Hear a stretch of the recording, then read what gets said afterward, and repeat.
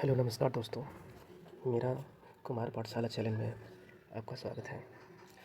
आज मैं आपको एक ऐसा विषय पढ़ाने जा रहा हूँ जिस चीज़ से आपको समझ में आएगा कि इस दुनिया में हर चीज़ मिला हुआ है।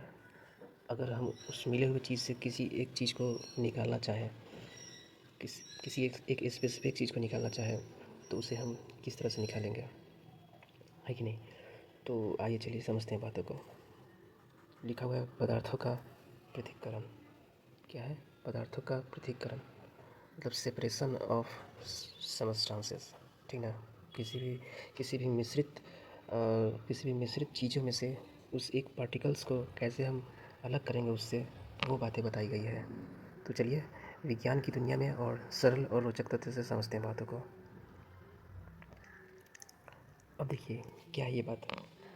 लिखा हुआ है कि हमें पृथक करने की आवश्यकता क्यों, हमें किसी भी मिश्रित चीज़ों से उस एक स्पेसिफिक पार्टिकल्स को निकालने की आवश्यकता क्यों पड़ती है? क्योंकि हमें उसकी ज़रूरत पड़ती है कि नहीं भाई, हमें उस चीज़ को क्या है, जैसे हानिकारक है कि हमें उपयोगी है, ठीक ना, वो चीज़ें हैं।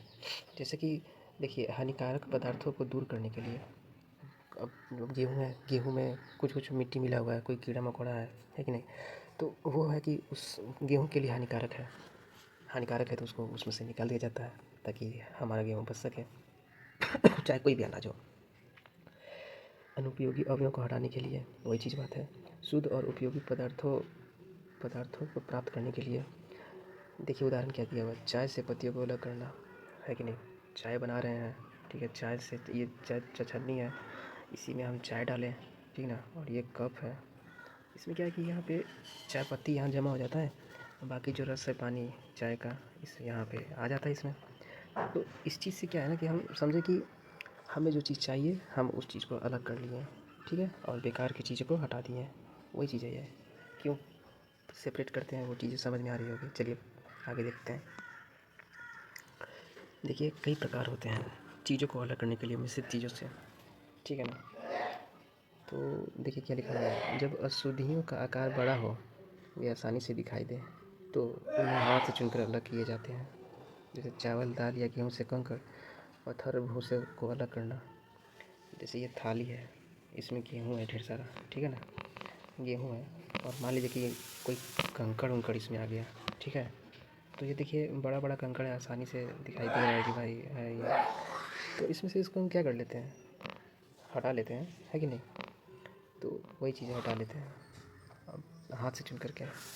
अब देखिए दूसरा स्लाइड में ये सब प्रोसेस है कि कैसे हम पृथक कर सकते हैं, अलग कर सकते हैं, ठीक है ना। अब देखिए एक गांव घर में आप देखे होंगे कि गेहूं का कटाई हो जाता है, धान का कटाई हो जाता है, तो उसको कुटा उटवा करके जब उसको अलग बड़ी मात्रा में जब अलग किया जाता है तो उसको ये देखिए सूप से इसको फटक रहे हैं। फटकना इसको कहते हैं, मतलब हवा से, जैसे ये सूप फटकाया तो उधर से हवा आया, ठीक ना, और ये जो हल्का मटेरियल है जो भूसा वूसा है उसको नीचे गिरा देता है, ठीक है।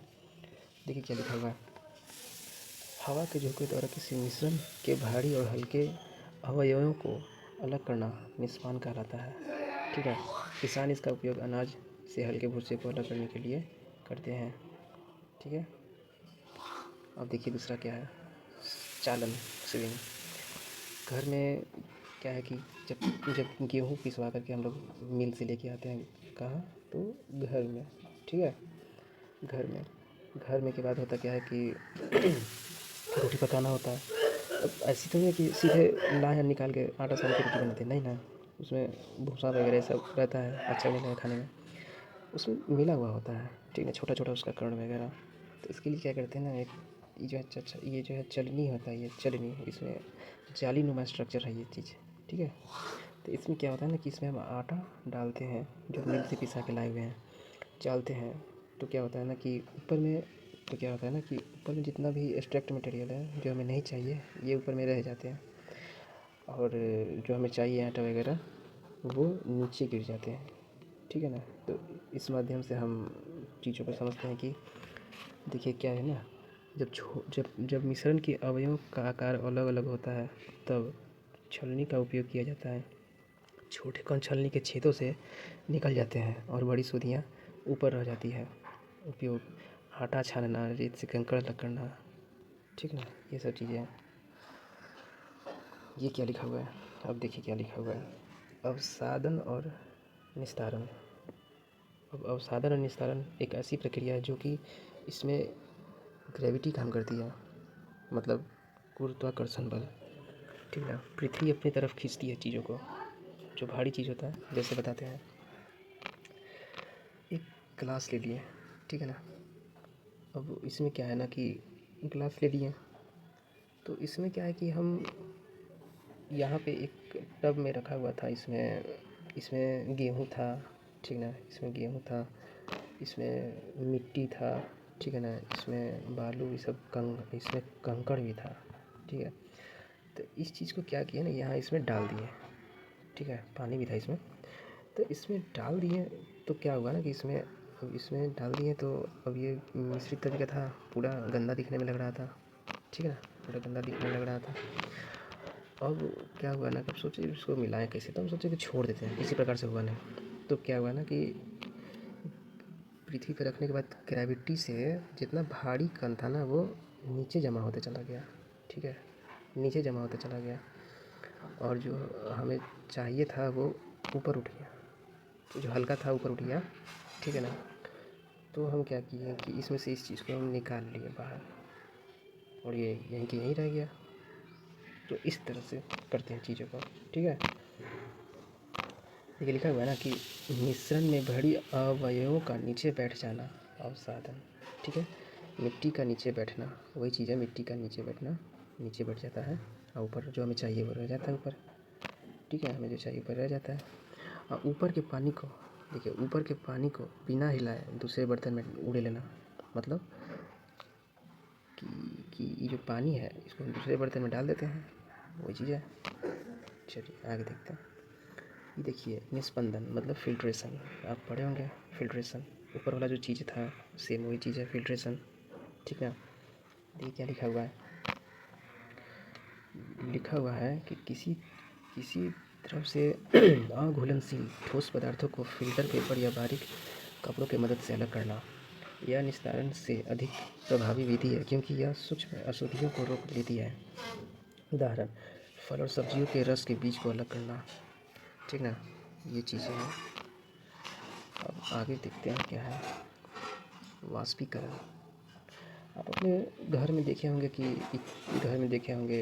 ये चूल्हा है, ठीक ना, चूल्हा में आग लग रहा है, जल रहा है, और इसमें देखिए इसमें पानी भरा हुआ है ना, पानी भरा हुआ, जैसे जैसे ये गर्म हो रहा है तो इससे भाप उठ रहा है, इवेपोरेशन हो रहा है, ठीक ना, और ये निकल करके बाहर आ रहा है, ठीक है। और बाहर आने के बाद ये एक प्लेट है, बाहर की जो हवाएं हैं, ठीक ना, कण, उससे ये वेपर उससे मिल जा रहे हैं, और वही चीज़ मतलब ठंडा हो जा रहा है बाहर का टेम्परेचर के हिसाब से, काहे कि अंदर गर्म है ना, वेपर उठा बाहर आया, और बाहर का टेम्परेचर उससे थोड़ा ठंडा हो, कैसे बादल बनता है, कंडेंशन होता है, वही चीज़ बूंद बूंद टपकने लगता है, और वही बूंद बूंद करके एक गिलास देखिए पानी भर गया। ये क्या लिखा हुआ है, जल को उसके वाष्प में बदलने की प्रक्रिया को वाष्पीकरण कहते हैं, ठीक है ना। गर्म किए पानी को, और ये गैस बन करके बाहर निकला, इसी को कहते हैं वाष्पीकरण। क्या करें, नमक कैसे बनता है, समुद्र के जल को गड्ढों से भरा जाता है, सूर्य के प्रकाश से जल वाष्पित होता है, होकर उड़ जाती है, और नीचे नमक के ठोस कण बच जाते हैं, ठीक है ना। समझे बात को, नहीं समझे देखिए बताते हैं क्या बात है। इस समुद्र है, चलिए इस समुद्र है, छोटा छोटा पैसेज है, मतलब गड्ढा टाइप का, इसमें क्या है कि समुद्र का पानी भरा हुआ है, ठीक है ना, पानी भरा हुआ है इसमें। अब समुद्र का पानी भरा हुआ है तो क्या होता है ना कि सूरज की, ये जो सूरज है, सूरज की किरणों की वजह से ये गर्म होता है, और गर्म होकर ऊपर उठ जाता है, कौन, तो पानी उठ जाता है, ठीक है ना। और नीचे जो बच गया, ठीक है, नीचे जो बच गया वो थोड़ा सा नमक बच जाता है, क्योंकि वो भारी है, कैसे उड़ेगा ऊपर में, समझे। तो वही चीज़ का कि इवेपोरेट होकर के उड़ जाता है। आगे देखिए कंडेंसेशन, देखिए ऊपर बोले थे ना कि ठंडा हो जाता है तो पानी बनता है, तो वही कह रहा है कंडेंसेशन कैसे होता है। कंडेंसेशन क्या होता है ना कि देखिए गर्म कर रहा है, ठीक है, भाप बना, ठीक है, भाप बन करके ये जो भाप है इसके माध्यम से ये ठंडा करने वाला मशीन है, मतलब ठंडा करने वाला है, ठीक है ना। यहाँ पे पानी का ड्रॉपलेट बन गया और ड्रॉपलेट के बाद क्या हुआ ना कि ये पानी इस कंटेनर में आ गया। ठीक है, वही चीज़ है। देखिए भाप देखिए इवोपरेशन के बाद कि फिर से ठंडे होकर लिक्विड बनने की प्रक्रिया को संघनन कहते हैं। महत्व इसका क्या है, वाटर साइकिल बहुत महत्वपूर्ण है और इससे वर्षा होती है। ठीक है, तो हमारा यहीं तक आपके साथ सफ़र रहा। फिर मिलते हैं अगले वीडियो में। ठीक ना, सीखते रहिए, बढ़ते रहिए। आशा है आपको यह पाठ पसंद आया होगा। धन्यवाद। ठीक है।